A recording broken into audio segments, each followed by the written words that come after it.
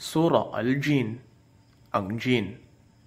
Sa ngalan ng Allah, ang mahabagin, ang maawain. Sabihin, O Muhammad, ipinahayag sa akin na ang isang pangkat mula sa mga jin ay nakinig.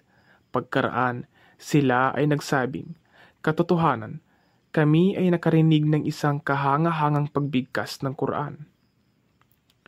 Ito ay nagpapatnubay tungo sa matuwid, kaya kami ay naniwala rito, at kailanman kami ay hindi magtatambal sa aming Panginoon ng isa man o ng ano paman. Ito ay nagtuturo rin na ang kataasan sa kadakilaan ay siyang sagisag ng Jad, kapangyarihan ng aming Panginoon. Siya ay hindi nagkaroon ng asawa at hindi nagkaroon ng anak na lalaki.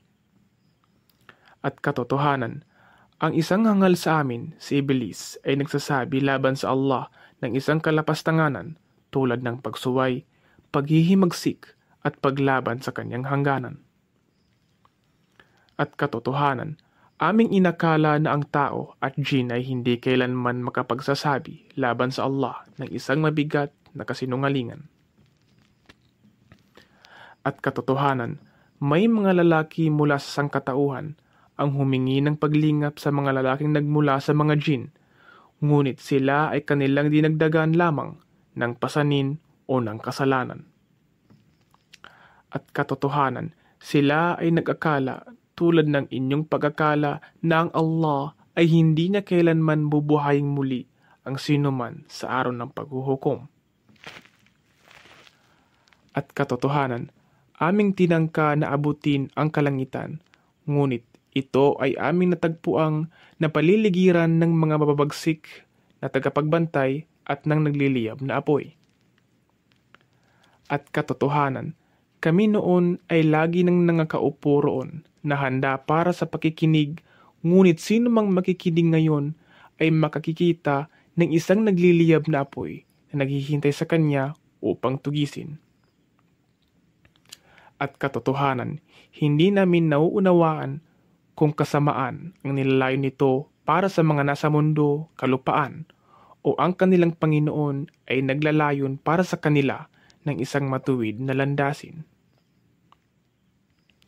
At katotohanan, kabilang sa amin ay mga matutuwid, at kabilang din sa amin ay naiiba, taliwas ang asal.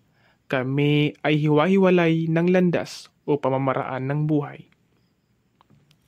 At katotohanan, kami ay nakatitiyak na hindi namin kailanman magagawang takasan ang Allah sa mundong ito, at hindi rin namin siya matatakasan sa pamamagitan ng paglipad. At katotohanan, nang aming narinig ang patnubay, kami ay naniniwala rito, at sino man ang maniniwala sa kanyang Panginoon ay hindi mangangamba ng kawalan at ng kaapihan. At katotohanan, kabilang sa amin ay mga Muslim na tumatalima sa Allah, at kabilang din sa amin ay ang mga di makatarungan, at sino man ang tumalima, sila yaong mga nakatagpo sa matuwid na landas. At para sa mga di makatarungan, sila ay panggatong sa impyerno. At ipinahayag ng Allah na kung sila ay manatili sa matuwid na landas ng Islam, katiyakan sila ay aming pagkakalooban ng masaganang ulan bilang panustos.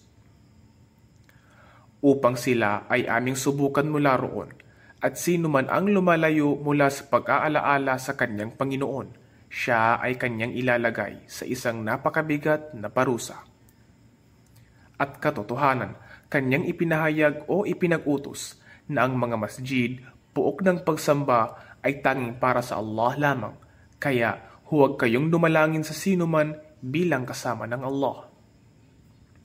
At katotohanan, nang ang alipin ng Allah, si Muhammad, ay tumindig at nanalangin sa kanya, sila mga jin ay halos nagsiksikan, nagkadikit-dikit sa kanya. Sabihin, O Muhammad, ako ay dumadalangin lamang sa aking Panginoon, at ako ay hindi nagtatambal sa kanyang ng isa man. Sabihin, katotohanan, wala akong taglay na kapangyarihan para kayo ay pinsalain o ituwid ng landas.